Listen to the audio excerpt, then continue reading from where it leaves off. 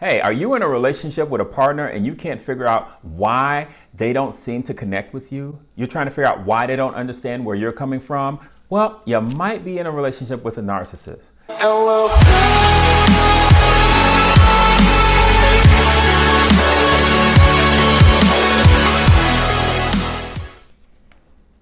Hi, welcome to the channel.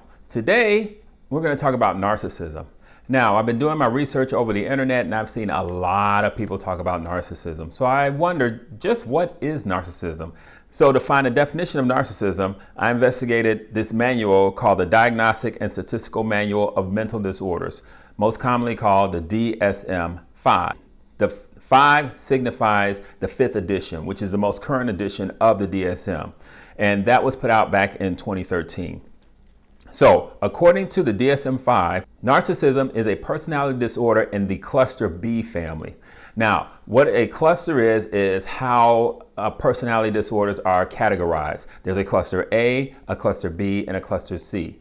Narcissism belongs in the cluster B family. In the cluster B family, there are 4 members: antisocial personality, histrionic personality, borderline personality, and narcissistic personality. The other thing I discovered is that people don't usually go see a health professional because they feel they have narcissism. Usually narcissism travels with some other condition, such as anxiety, depression, bipolar disorder, or substance abuse. And while they're seeing a professional for those issues, it's discovered that they also possess narcissism. So some of the important elements of narcissism are grandiosity, seeking excessive admiration, and a lack of empathy.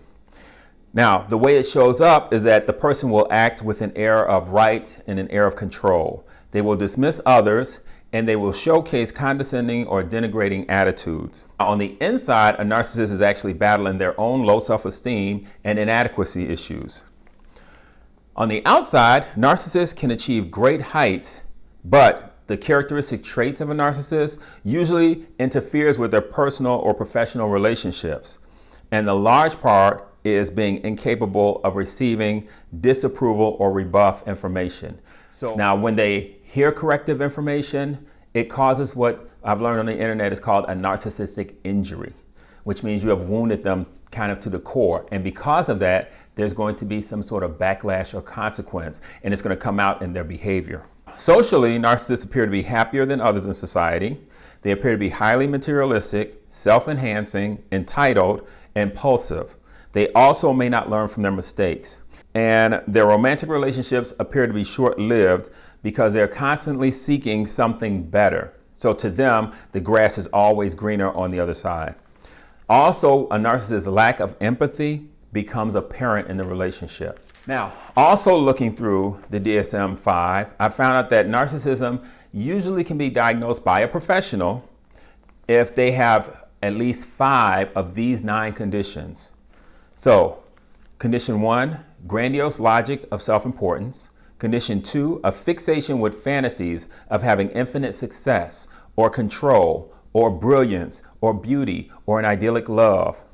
Number 3 is a belief that they are extraordinary and exceptional and can only be understood by or connect with other extraordinary and exceptional or important people or institutions. Number 4, a desire for unwarranted admiration. Number 5, a sense of entitlement. Number 6, interpersonally oppressive behavior. Number 7, no form of empathy. Number 8, resentment of others and conviction that others are resentful of them. And number 9, a display of egotistical and conceited behaviors or attitudes. In my research, I found out that there are 3 major types of narcissists: a classic narcissist, a vulnerable narcissist, and a malignant narcissist. Now, a classic narcissist is kind of what everybody has an impression of what a narcissist is. They are high functioning, exhibitionist, and grandiose. They brag, they expect flattery, and they expect entitlement. Those are the narcissists who walk around telling people, don't you know who I am? And because of who I am, I should get special treatment. Then you have the vulnerable narcissist, which is a fragile, compensatory, and closeted type narcissist. They despise the spotlight, but they attach to others in it. And they're generous, but they're not doing it because of philanthropy. They're doing it so they can get attention and admiration. So this will be somebody who says the world doesn't recognize how special they are, or usually the VP or the side person or the wingman, the person who attaches to the main person, but in actuality may actually be just as affected as they. The third type of narcissist is the malignant narcissist. This narcissist is toxic. They are malignant, so they get off on the suffering of others. To them, they don't mind rolling over boundaries, laws, authorities. Nothing matters to them, because to them, the ends justify the means. And if they have to crush and destroy to get to the ends, then that's just the way things happen. And if the thing being crushed is your values, your beliefs, your heart, they have no problems doing it. Now, regardless of the type of narcissist, classic, vulnerable, or malignant, they all exhibit the behavior of narcissistic personality disorder.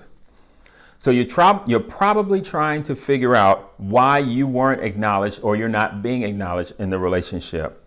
You're probably trying to figure out why their behavior never changed or it's not changing, no matter how badly you plead, no matter how much you compromise, no matter how much you lose yourself trying to fix the relationship. If you have those type of questions, then you probably need to keep watching. In the narcissistic relationship cycle, there are 4 phases. In the idealization phase, you're placed up on a pedestal and you're made to believe that you're the greatest thing since sliced bread. In the devaluation phase, you're knocked off that pedestal and sent to the lowest depths of hell. In the discard phase, the relationship comes to an end, but not just any end. Sometimes it can come to what's called a specialized end, a grand finale. And finally, the hoovering phase, where the person with narcissistic personality disorder actually circles back around and comes at you again for more of your resources.